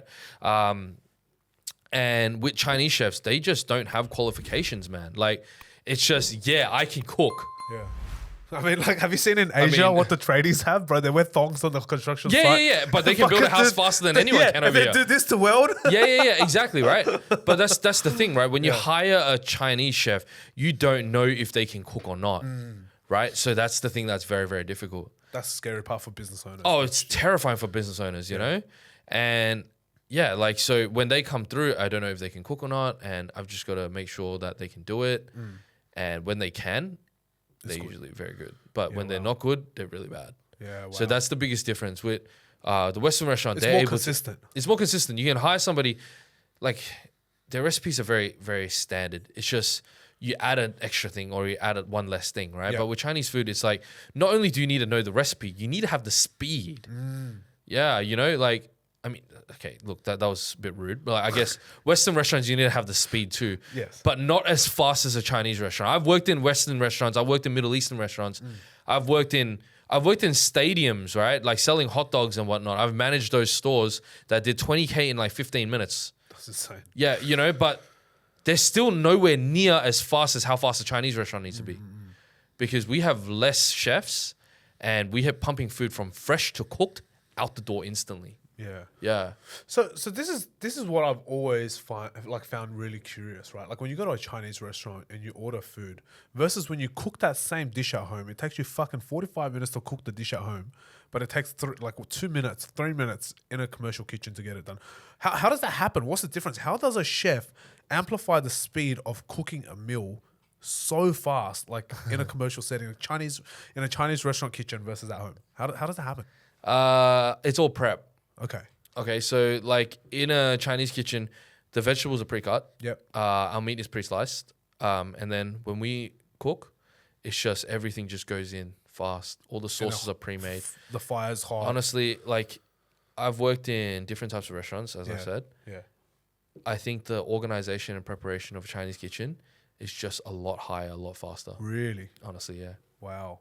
But that's my opinion, you know, like I'm sure some French chef is gonna attack me on this. But that's my opinion, you know. Like I think Chinese food, like we're very fast with what we do. Yeah, That's crazy. if you look at like I think I don't know one of the big pages in Australia posted like the setup of a Chinese kitchen versus the Western kitchen, and yeah, the difference is very very big. We can run from a smaller space, we pump out more food than a big kitchen with less food. Yeah. That's so interesting, man. I don't think people think about this. Hey, like we can talk about ins and outs of the details of like the business side of this restaurateur world. Yeah. And I think a lot of people just literally, like you said, they get caught up in the glitz and the glamour. They'll go spend their life savings on a $500,000 fit out, create a beautiful restaurant, and then it just goes to shit 6 months later. 12 months later. And I'm sure you've seen so many people do this, whether friends or acquaintances. Like they'll spend a shitload of money and the restaurant just dies in a year. Yeah, that's the thing. That's very, very sad. I understand, it all too well, right? Yeah. I think me and you, we like to build stuff. Yeah, right. 100%. Like I like to build. There's always a cheap way to do something. Correct. Right. Correct. I think that's our mentality. Yeah. And you saw me when I did the food truck. 100%. Right. I built the food truck. Hand-built that shit. Oh, I hand-built that thing, Yeah, man. yeah. Like, I bought a second-hand vending machine, and I drilled that thing. I sawed that thing. I welded that thing to make it into, my menu, right? Yeah, and I yeah. lit it up with LEDs. And honestly, the build was terrible, bro. Like, terrible. But it served its purpose, It did its job, still made you can't- money. Yeah, it still worked, Yeah. I think a lot of people don't realize they don't need to spend, I don't know, Millions of $10K for that table. Yeah. When to the eye, when you look at it, it's like, hey, the $2,000 one from Marketplace does the exact same job. 100%. Maybe you should buy the $2,000 one when it's doing well, then buy the $10,000 one, right? When you put so much into it and then you realize, hey, the returns in restaurants is not that high. Some people... What would you say? Break that down for people. What would you say is a good return for a restaurant? It really depends on the restaurant that you have. Yeah. Some restaurants can do 35%. Really? Yeah, some That's a really solid good ones that I've seen. Ooh, 35%, crazy. Yeah, man, I've done ones that have been about 35, 40%. Yeah, as I well. mean, you have a great business.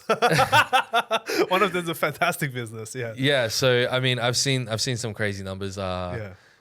But I've also seen some terrible numbers, right? Yeah. So I've seen some restaurants like they're lucky to have like 2, 3. You know what I mean? Like so it's 2, 3. I'd be crying, man. Yeah, but I mean, like, that's the restaurant industry, bro. Like, it's not easy, man. People make money from the restaurant industry through putting in their hard work and time. They make money on their own labor, Yeah, that's right. right? So, back to what we said about my dad working and stuff like that. He only made money because he was the person that worked in there. He put his 100% in the restaurant and he made his own wage. Yeah. If You he know? wasn't there, you reckon he would have made nothing. Oh, it would have made nothing, And that's why I say, when you own a restaurant, you have to be in there 100%. If you're not in there 100%, you're not making the wage, you're not making the sales, you're not doing anything, right? That's the very hard thing. I mean, if you don't have investors backing you and whatnot, you're a small business, that it's just something that's very hard to do when it's not 100%. Yeah. Incredibly difficult, yeah. Because you've seen a lot of success in your food trucks. I mean, for a lot of people who don't know what businesses you've had, and I'm sure everyone kind of tracks your journey anyway because it's so public now. But like for example, you had Crepu, where you did a lot of like Japanese style crepes, and then now you had like the tanghulu side of things. What would you say, like the ebbs and flows of business happens for everything? There's always a peak and a trough. How do you kind of deal with the trough periods, because when things are going good in business, they're going fucking great, especially when you don't need to spend money on advertising. Your profit margins are fully maximized. But when things suck, how do you deal with that? Like you go, fuck, I'm just wasting a lot of time on this business. It's not generating cash flow anymore. It's actually losing money now. Have you ever been in those positions before? 100%. I've been in those positions, but I think over the years, what I've learned is you don't wait till that happens. When you're confident, when things are going great, that's the time to start worrying about the shit periods. Yeah, the terrible, terrible periods, right? Yeah. You've got to save your money for the rainy days. And I think a lot of people don't do that, right? Yeah, like, agreed. I think from an Asian upbringing, we're very, we try to save, right? Yeah. We always save money for a rainy day. Even when we don't need to, we'll always still save for a rainy day. I think that's ingrained, like, we're programmed to do that. 100%. Yeah, I think we're programmed to do that, and that's the biggest difference, right? When you go through those periods, man, sometimes those periods last for so long, and your staff still got to eat. You've still got to eat. Your family's got to eat, and you just have to have that little bit of saving to be able to get through it. But I think in a restaurant situation, right, it is quite difficult, you know. You still got to buy stock, and your stock dies, like you said. Oh yeah, 100%. Literally perishes, bro. Yeah. You know, when I say save money for a rainy day, like, if your freezer breaks, if your fridge breaks, bro, it's like 15 grand, isn't it? 15 grand down the drain, right? Yeah, and just to fix. Yeah, like not just that, like all the produce goes off as well, like true. da, and you're down 30K. Where are you gonna find 30K from? Yeah, that's right. crazy. Like it's very difficult, you know. So you've got to, like, through the good periods, you've got to save money for the bad periods. Yeah. I think that's so important. Like, there's multiple facets of you that I think a lot of people don't realize, because to most people you're probably just a creator, and here and there you might have some cool businesses, but I feel like you're also quite a savvy entrepreneur in that sense as well. You have some really good people around you, and you found some good people around you, which is very important. I think that side of the business world for you, hopefully in this episode of the podcast, people can see that a lot more. Business is the one thing that I always like to say is, for content creators, you can be a good content creator, but ultimately at the end of the day, you'll fade into irrelevance sooner or later. A lot of people don't capitalize on their influence during the time where they have the influence. And I think you're doing a fantastic job at that, which is props to you. You have, you know, your head screwed on right. You're thinking about the next steps, and you're utilizing your social media as an actual tool and a platform rather than your be-all and end-all, which I think is really cool. But on that topic, I'm sure you've met a lot of influencers, a lot of creators who probably have millions of followers but make $0 too. And we probably both have.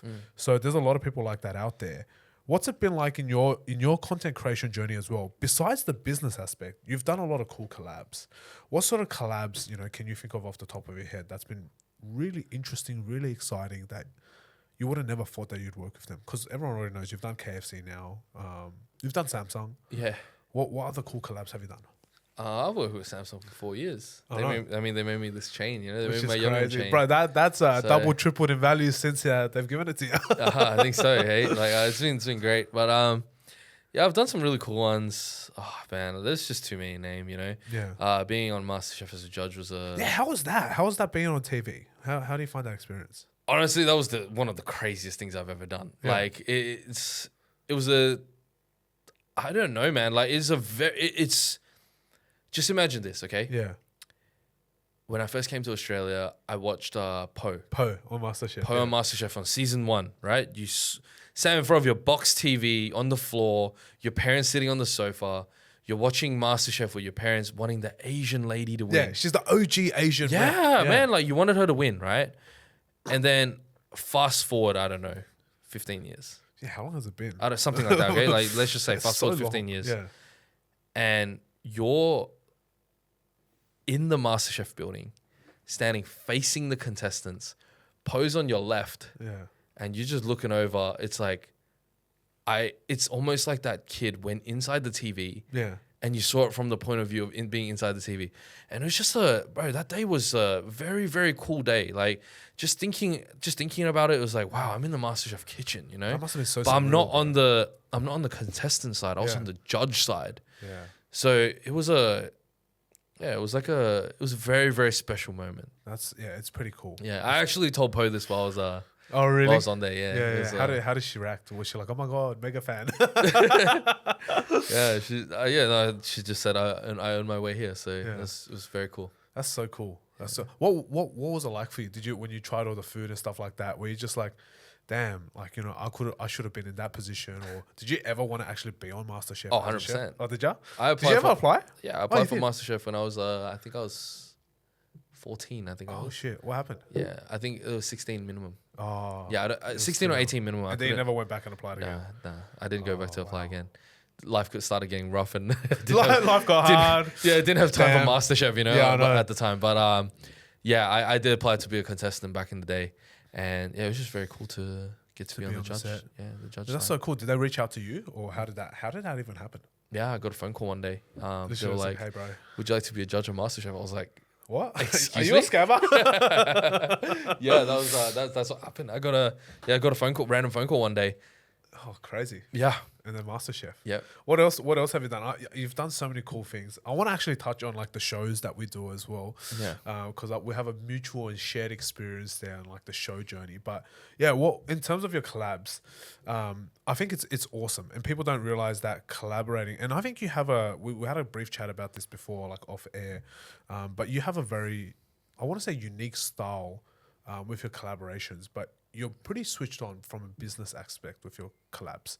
I think that's very, very smart. How do you go ahead and approach these collaborations? Because a lot of people, whether they get undervalued in collabs or they don't position themselves in the right position to maximize the collab, but I feel like you kind of do a great job in self-management in that sense from a business perspective to become a business asset for these collaborators.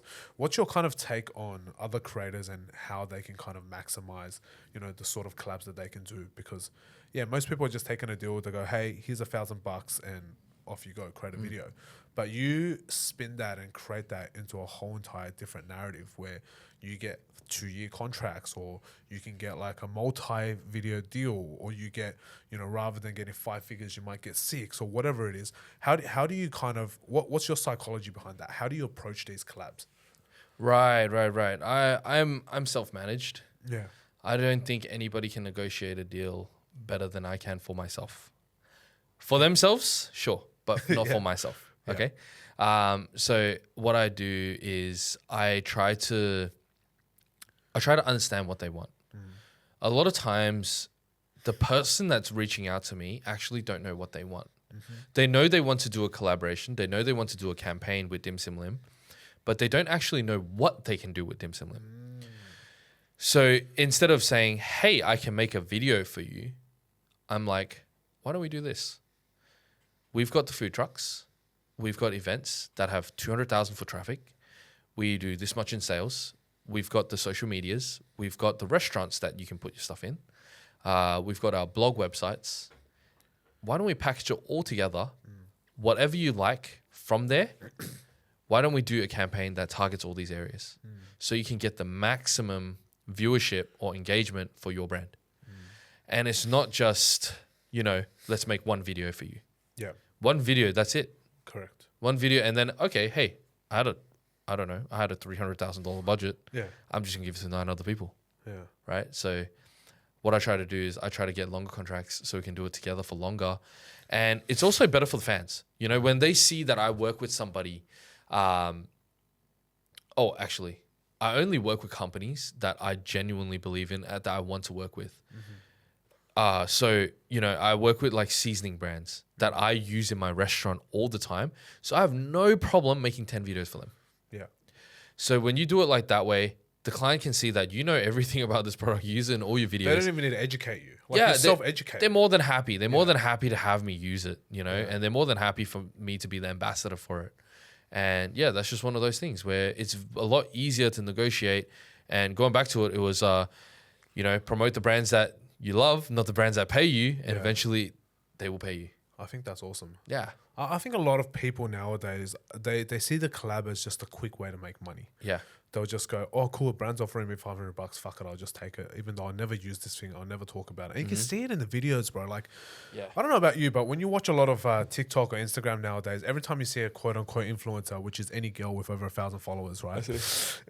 you don't feel the passion or the energy behind whatever they're saying ever.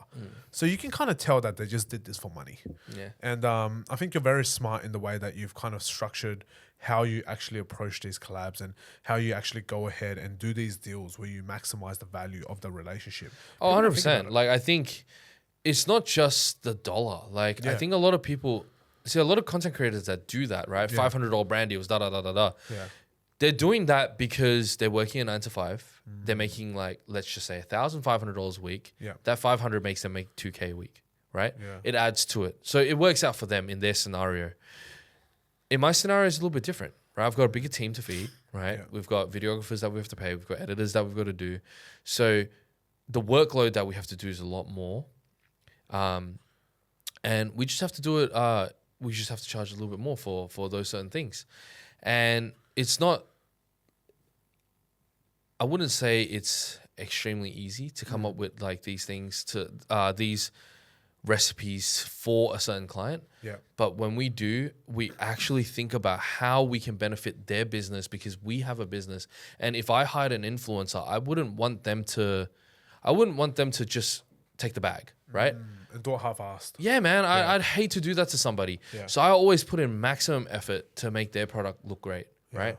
A lot of times, like if I'm advertising for another seasoning company, I won't even sprinkle my own seasoning just so then their product can shine, right? Yeah. Yeah. So little things like that. Like it's mutual respect when you're in business. Yeah. No, I think that's so smart. Like you always talk about the mutual respect side of things. And and for a lot of those people who don't see it, like Vincent is very conscious about his brand deals. And for those people who want to work with Vincent, obviously, he's very conscious about these brand deals because this is something that was completely unexpected to me. You know, being a Samsung ambassador, he just won't go near iPhones. No, I won't. And I think that's so respectable, right? We always have the iPhone versus Samsung debate. Vincent just won't participate because for him it's Samsung, because Samsung believed in him and then he now respects them back and believes in them. And I think that's such a beautiful thing because so many creators nowadays they don't have that. You know, they'll on one hand they'll be like, oh my god, this is awesome, and then on the other hand they're straight into the bin and then they go back to the original thing. And I find that so cool because he doesn't need to do that. And I'm saying this because just on this topic, just the way I see him do that, I have a lot of respect for that because it's very rare to have that sort of integrity with these sort of collaborations when you don't need to. It's not in your contract, it's not in whatever, but you really have and give a lot of respect to Samsung for their belief in you. Because I remember your story about them. They believed in you when you were like a very small, or quote unquote, very small creator. And then for you to be able to work with them. Actually, for those who don't know, what is the Samsung story? Because you said 4 years, right? Yeah. You've been in for them. What was the Samsung story for you when you first started? Oh, it was very cool. Big collabs. You know, that was at the end of my restaurant life. Yeah. Very close to it anyways. I was moving on from the restaurant. They hit me up. They said, hey, we want you to be part of the Team Galaxy. And they took me to their beautiful office. 3 sides facing the ocean. Oh. You know, I'm sitting in this like big meeting room. Yeah. And they're like, Vincent, we want to make you grills. We want to do this. We want to Make do you that. grills? They want to do all these things. Bro. I'm like, whoa, am I a rapper? This is so cool. Yeah. In the end, we made this chain. Yeah. And we did our first ever collaboration, and I signed on with them for the whole year. Yeah. And it's been 4 years from then. That's crazy. So it was just very, very, very cool. Like, and then I asked them this very question when we were sitting in the room. I was like, out of all of the people in the world, why did you guys select me to be part of this? And they told me that there was a lot of potential in what I was doing, and I obviously fit into their criterias of the person that they were looking for. Yeah. And they just believed that I would do really well, and they wanted to support my brand for me to support their brand. Yeah. And that was when I realized, wow, there's brands in this world that give mutual respect to you, and I should return the favor to all those other brands I work with. Yeah. And when they made me this chain was made before Yum Yum Company was launched. Yeah. They made me the little hand, and it says 1 of 1 for DimSimLim by Samsung, which is crazy. which is very, very crazy. It's very cool, you know. Like everyone knows Samsung makes phones and TVs and fridges, not gold chains, right? So this is a very cool necklace, and ever since then, you know, I grew my account to, I don't know. How big were you when they approached you? Do you remember? Look, I would say tiny, but like tiny compared to now. Tiny in respect to now, yeah. I think I was about 200K. Yeah, about 200K. I think on TikTok I was about 200K. I wasn't very big, you know. It was the very early stages of social media. Yeah. Yeah. And look at you now. From Yeah. 200K to 6 million across all the platforms. Yeah. Samsung's definitely put the eggs in the right basket for this one, so that's really good. Well, I hope so. Yeah. And 100%, like the amount of effort that you go like put into creating ads for them and creating content for them is incredible, because at the end of the day, you're in food, they're in technology. Like it's so hard to try to combine the two, but you find a way to do it, Yeah. which I think is awesome. Yeah. Every time, you know, it's not just, cooking a dish, halfway through pick up the phone and, you know, I mean, you could get the bag like that, but I couldn't do that to somebody else's company, somebody else's business, you know. I want to give them the best possible engagement, best possible result. Yeah. Every time. No, I think that's awesome. Yeah. And look, it also makes things a lot easier when you genuinely believe in the product, right? Yes, correct. So when you use it, it's like, oh, wow, this is actually pretty good. You know? Yeah. Instead of being like brainwashed all the time with like different like all brands. the other brands and stuff. Yeah. So Yeah, no, I agree. I think when the genuinely product pretty is when the product is good, it makes it easier. it makes to it a sell. lot easier. So much honestly. easier to Yeah, sell, yeah. so much easier to rep and talk about, which is really helpful. Yeah, so let's switch gears over to the physical side of the business. You mentioned that you don't have any restaurants here in Australia anymore, only in Bentonville now. I don't think a lot of people even know where Bentonville is. But yeah, regardless, here in Sydney or here in Australia, no restaurants left. But you still do the pop-ups. You still do the expos, still do the pop-ups. Yeah. Easter show's a big one. Love the it. Royals, Melbourne Royal, Easter show, Eka, all of these royal shows, which for people who don't know, are massive, grueling 10 to 12 or 13 day shows. Actually, it's probably more because we're setting up for like 2 days. So call it 15-day shows, including 2 days of setup and a day of pack down. But prior to that, it's literally months of effort planning, inventory stocking, marketing, getting all of that ready to run these shows. So everything goes into pretty much a 2-week period. Run me through what that's been like, because you have had one of the most successful stands at the Easter show for the last, has it been 2 years now or 3 years? 2 years. 2 years, right? 2 years you've had like very, very successful stands there. Tanghulu starting with that one, and then also you had Karepu there, and then this year we had was it Loops? Loops. Yeah, with Loops, right? So all sorts of different viral trendy foods. It's always on the TikToks, always on the socials. Everyone sees your food. What has that process been like? Like, what is your mindset and psychology going into a show like that? And how do you go, hey, we have a team of these superstars. How do we convert that attention into a very short-term period where everyone comes together and we can make a hell of a lot of money, but also create an extremely fun experience for everyone that comes to it? Oh, 100%. How do you think about that? Like, how do you approach that situation? I think all this stemmed from like when we were doing restaurants. Yeah. You realize and you see a lot of businesses, the hype dies. In Australia, hype only lasts for so long. Oh, bro, it's so fast. The It's turnaround so in fast. the house, Honestly, it's so not like quick. America. It's not like Asia where it can last. Like, there's enough population density to have it last a decent amount of time. Yeah, like at you least. can do a good 5-10 Yeah. years of it, make millions of dollars. Yeah, Bro, sure. Australia 6 months, maybe 6 months to 2 years. I would Yeah, say. yeah. If you can last 1 year as a viral trend, you're a unicorn, right? yeah. There is not many businesses, I think, in the food world that are doing that. I think, you know, Black Star Pastry is probably one of them. Loon is probably one of them. Jacob's crushing with Thirsty Monkey. Yeah, Thirsty Monkey, yeah. But I mean, there's so little of them that are able to do it. You know, we can probably count it all in like both our hands. That's about it. You All know, the like, famous patisseries. yeah, et yeah, cetera, 100%. Not that many, you know. So we realized we're like, hey, look, we do social media. Why don't we do something very exciting in one go, so everyone comes out for it one time? Yeah, So that's what we did. So we did the Tanghulu, did the 1 meter Tanghulu. yeah, crazy. Blew it up. Social media, that thing went crazy.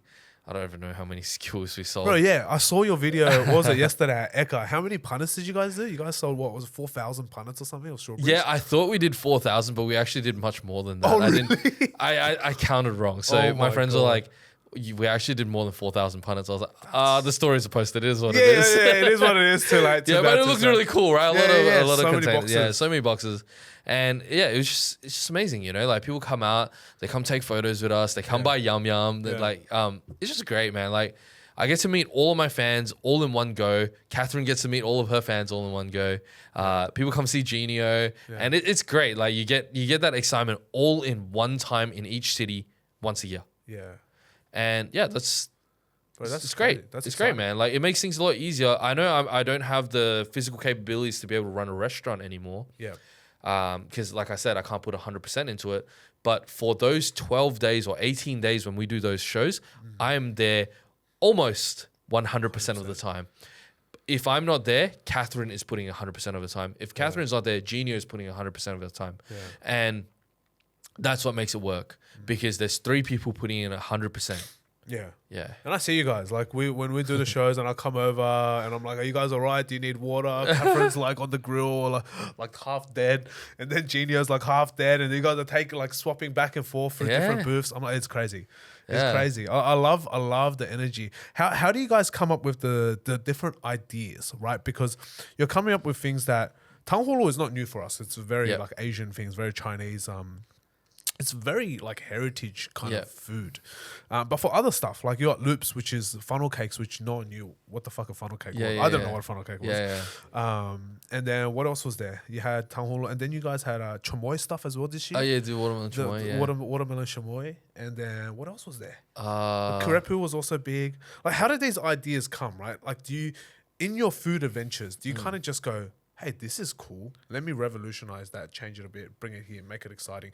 What's the process when you try to create these awesome I recipes think for people? the process was okay, why don't we start with Kurepu? Yeah, let's do that. Kurepu was the world's most viral crepe shop. Yeah. We had that for about 2 years. Mm-hmm. Yeah, about 1.5, 2 years. Yep.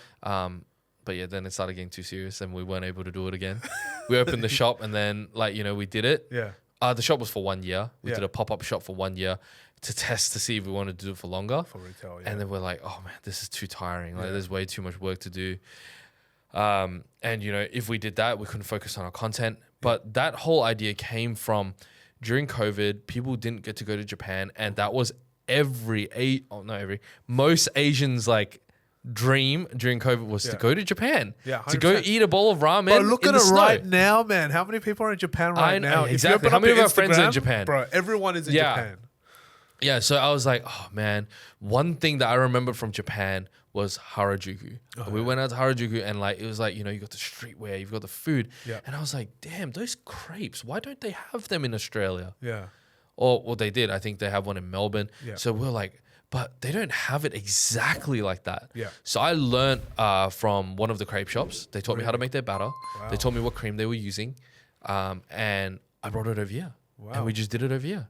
That's crazy. Yeah, we built the vending machine with the fake crepes. Yeah, with the fake crepes And then inside. we built the neon lights around the whole thing, and we didn't want it to be a big store. We wanted Yeah. a 4x4 food trailer Yeah. that was pink and very, very cute. Yes. And we did that. But Yeah. you know what? That was a huge mistake because it was such a small space. Really? Oh, because wow. I mean, people waited 6 hours Yeah, for I the remember. crepes. I It was remember. crazy, right? Yeah, For the first 3 months, people waited 3-hour lines every day. Yeah.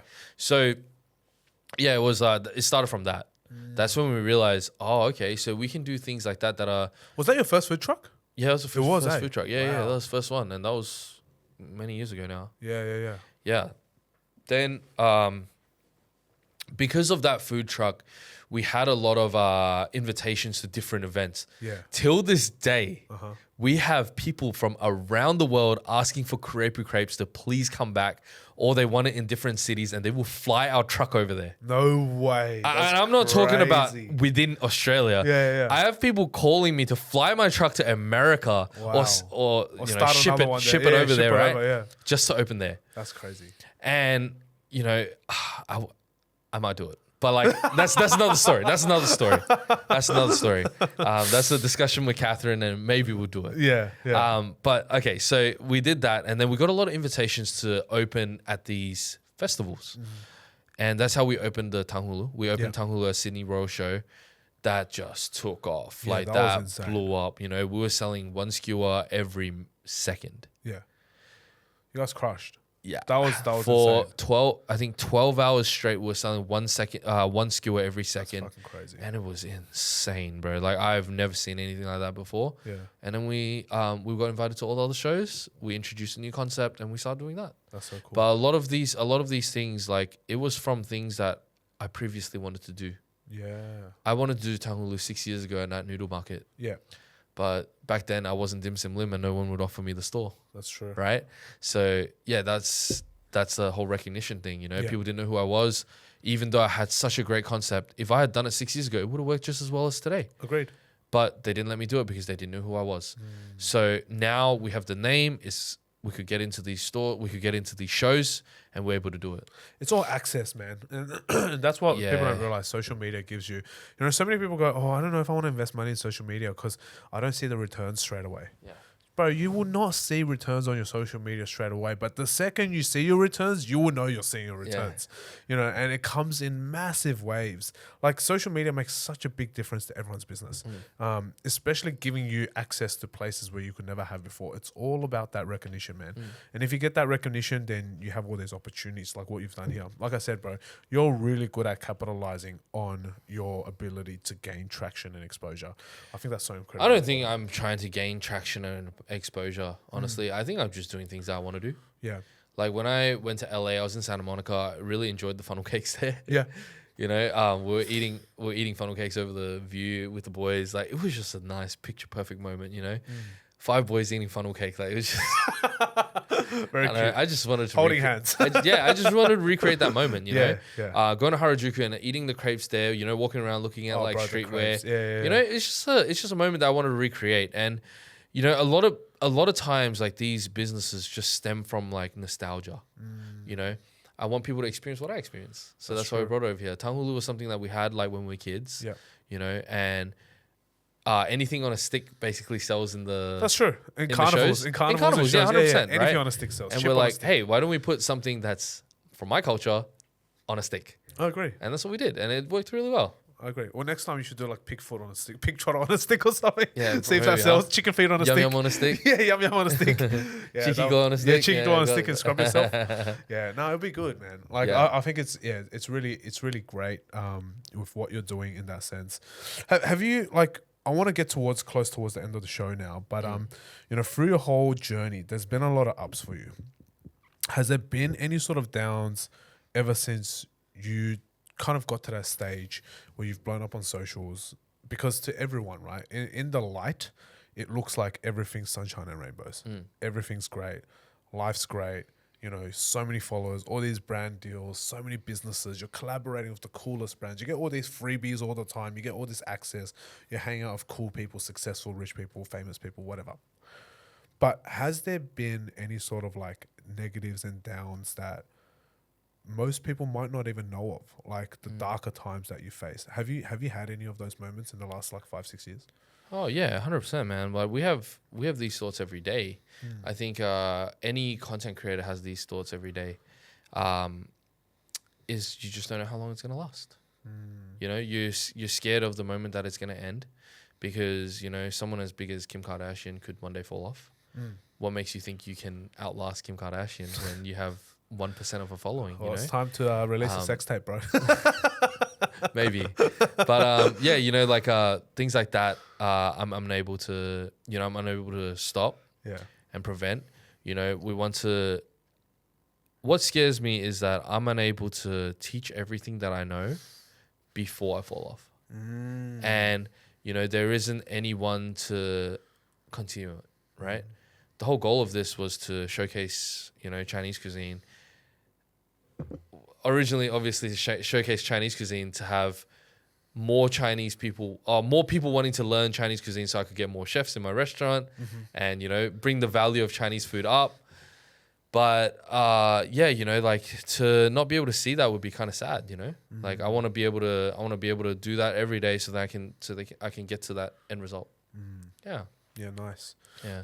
Well, coming up to my last question, and I always ask this to every guest, is, point 0.01 is all about these hidden cheat codes that you have kind of gained in life. Just like playing any game, right? Yeah. Until you get to the end, you probably won't know these cheat codes. Oh, unless cheat codes. Unless you're already Googling, right? You're Googling like GTA, right? Like how do I get invincibility?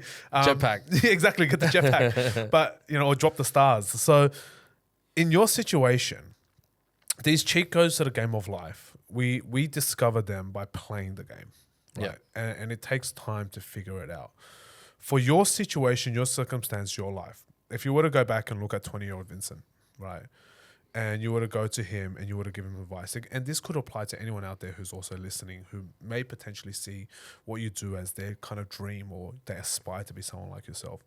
What do you think is the one cheat code that if you went back 10, 15, 20 years ago, and you shared it with yourself, it would allow you to kind of get to where you are today, if not even further than where you are today, but in way less than half the time? Oh, don't sell your Bitcoin. Yeah, all right, that's it. In hindsight, I think for everyone, don't sell your Bitcoin. Don't sell your Ethereum. Don't sell your Bitcoin. Did you get Don't sell your Skyline. Don't sell your... Oh, bro. Oh, okay, yeah. So many regrets. Well, look at Bitcoin So now. many regrets. Painful. Look, any cheat codes to get to this point faster? Try more things. I think being able to try more things gives you more opportunity. Put yourself out there. Try things. You're going to fail. You're 100% going to fail. I've failed so many things. I've, even like now, I'm still failing things, right? But unless you try it, unless you push it your hardest, so to try everything earlier, you're able to learn everything faster, then you're going to be able to find the thing you want to do. I think a lot of people tell me that they don't know what they want to do. Or I used to tell myself that I don't know what I want to do when I'm older, right? But if you try more things, you'll be able to figure that out faster. Then you know who you are earlier. Then you're able to... It's like a game, right? When you play like those MMORPGs, when you just train wood chopping or when you train fishing, you don't know which skill you want to max out. If you tried fishing and fishing's good, then you'll train fishing. If you train fishing and wood chopping and you realize wood chopping's great, then you're going to level up wood chopping, right? So I think by doing more different things, you're going to be able to figure out things faster and you're going to be able to max it out to level 99 faster. Yeah, I love that. It's very powerful. I think people don't realize how important it is to try. Yeah. And I think people have too much of a sort of an exchange mindset nowadays where everything has to be, transactional. You have to give me this so that I can try.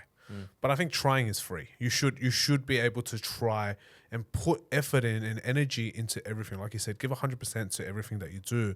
Before anyone even pays you, before anyone even recognizes you, you have to recognize yourself, pay yourself those dues that life is like a game, and life is this thing where you go out and yearn for these lessons and growth and success. So I think you spoke, you touched on that really well.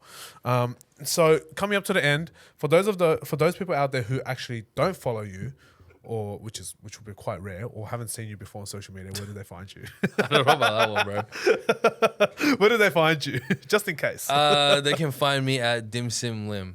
Pretty much on all platforms, right? On all platforms. On all platforms. And that's pretty much it, guys. I think it's been a very interesting, insightful episode. I think a lot of people don't know what you are like behind the socials, behind the wok tossing, behind the flying lobsters. People don't realize that you have a great sort of insight and mindset and psychology to the business side of the creator journey and also to all the brands that you work with as well. People will probably just see you doing collabs and this and that and then selling yum yum, selling books and whatever. That's what they'll see. And with that being said, guys, make sure you buy a copy of the book when it does launch. Was it Please. October 1, right? October 1. And get some yum yum and meat velvet on the way to help you cook as well. So yeah, I'm excited for you. Like there's a lot, and we've talked about a lot of the opportunities that you're working on as well. So, I'm excited to see how everything goes, and we'll definitely be crossing more paths in the future and doing all sorts of different things. Yeah, for sure. Different shows. So, Thank you for having me on. My pleasure, and thanks for coming on the show, representing all the Asian brothers out there. I try my best. Thank you very much. And that's a wrap for today, guys. Thank you very much for joining us on Point 01. I hope you have enjoyed that episode of Point 01. Make sure you subscribe to our YouTube channel and follow along on all our socials at Point01 Podcast to watch all of the shorts again. We release an episode every single week, and we hope you will join us as we continue to explore the minds of those who make up the 0.01%. Until next time, keep hustling. I'm your host, Alan Fu. I'll see you on the next episode.